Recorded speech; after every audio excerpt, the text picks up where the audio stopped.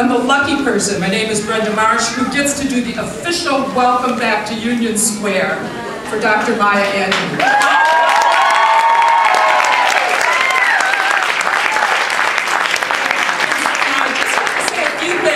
Because they are important. This evening, Dr. Maya Angelou returns to our stage to sign copies of her wonderful new book, Mom and Me and Mom.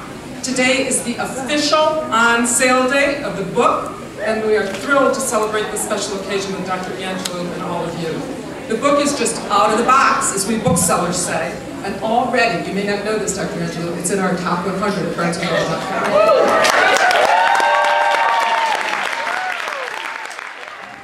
Words are things, very important things. We should be very careful about the words we use when we describe ourselves to ourselves and ourselves to each other, and when we describe other people to us. We must be very careful. Here's a poem of County Cullen, written in the early part of the 20th century, a great African-American poet. Once riding in old Baltimore, head filled, heart filled with glee, I saw a Baltimorean keep looking straight at me. Now I was 8 and very small, and she was no bit bigger, and so I smiled. But she stuck out her tongue and called me nigger. I saw the whole of Baltimore from May until December. And of all the things that happened there, that's all that I remember. Words are things, very important things. They get into the wallpaper. I believe they get into the carpet. They get into the upholstery. They get into our clothes, and finally into ourselves. People can wonder, why did I get sick? I thought I was healthy. I didn't know it. Why did I get all these ailments? I think words are things. You must be very careful about the words you use to describe yourselves and to describe each other. There are facts you can use. Facts can tell some information. The places where, the people who, the times when, the reasons why, the methods how, blah, blah. But those are facts. Facts can sometimes stand in front of the truth. You can tell so many facts that you never get to the truth of the matter. How human beings feel. How we feel, how we need, how we long, how we weep, how we laugh, how we dare to encourage each other. So I write books. I do my best to tell the truth about the human being. I speak of the African American because I know that one well. I've been being that a long time. But more than that, I tell the truth because I'm talking about the human being. What it's like to be a human being. What makes us weep and laugh and dare. How we even have enough courage to love each other. Amazingly, sometimes, despite the different ways we look, people who are black or white or pretty or plain or fat or thin or gay or straight, and we dare to even love each other. Amazing. Amazing. To dare to give each other some rights, to some support. I mean, people who may not even look like us, who may call God a different name than we call God, if they call God at all. And we dare to encourage them, each other. So that's what I write about. And I thank you so much for being here. I was told that you were here at capacity at 4 o'clock this afternoon. I thank you for waiting for me. I've been waiting for you. Heals. Not much of sentimentality I don't even mean lust. I don't mean sexuality. I mean love. Love heals.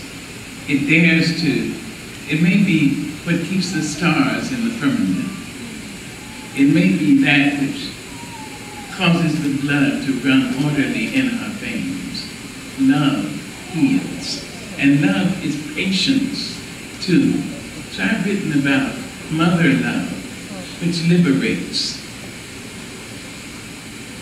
Sister love liberates. Brother love liberates. When we have enough courage to love someone, we have liberated them not only from themselves, we've liberated them from our ignorance. You see? So this book is really about love. And not about lust, although there's some of that. But there's some of that in life. But truly, it's really about love. I hope that parents will read this book. Fathers and mothers will read this book and develop some patience with their children.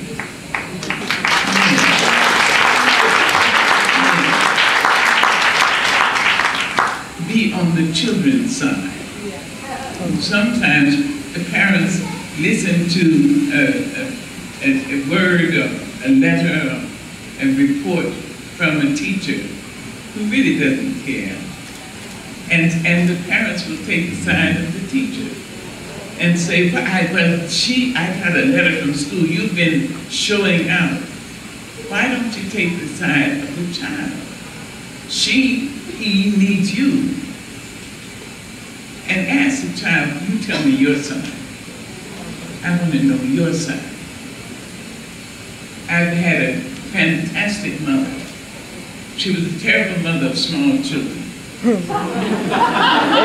You know, there are people like that. There are people who are fabulous parents of little children. They dress them up in cute little clothes and put bows in their hair, and little ties on the boys and so forth. But when the child grows up to be 13 or 14, they say, shut up, sit down, do it. My mother was a terrible parent of a small child. And she told a story that when I was 3 years old, I was sitting on the porch, and we lived in California, and she said, I asked for something and she didn't give it to me, and I hit her on her leg. I was 3 years old. She said she backhanded me off the porch into the dirt, into the front yard. She had no patience. But I'm happy to say she sent me to my grandma. She sent me and my brother. I was 3 and my brother 5. She and my father decided they didn't like each other. They may have lusted for each other, but they didn't like each other. So they sent us to Arkansas, to a village smaller than Barnes and Noble. And my grandmother, my father's mother, raised us, and she had patience. And when I stopped talking for 6 years, she said, sister, Mama don't care what these people say, you must be ignorant, you must be a moron, because you can't talk. Mama knows when you and the good Lord get ready, sister, you're going to be a teacher. You're going to teach all over this world. I used to think this poor ignorant woman. But I do teach all over the world. She said, sister, when you get, give.